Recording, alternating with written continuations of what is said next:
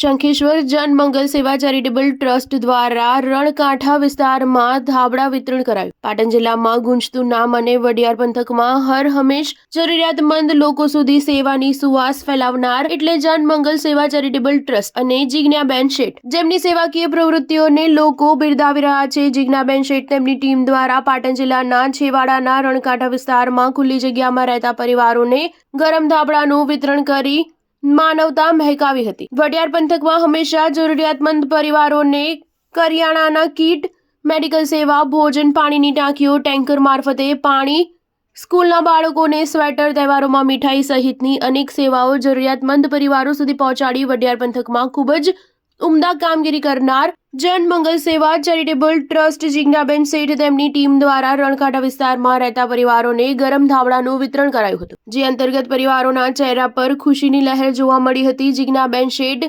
હર હંમેશ જરૂરિયાતમંદ પરિવારોની પડખે રહી સેવાના યજ્ઞની સુવાસ પરિવારો સુધી પહોંચાડતા પરિવારોએ જીજ્ઞાબેનને અંદરથી આશીર્વાદ આપ્યા હતા। Star news 7 Patan.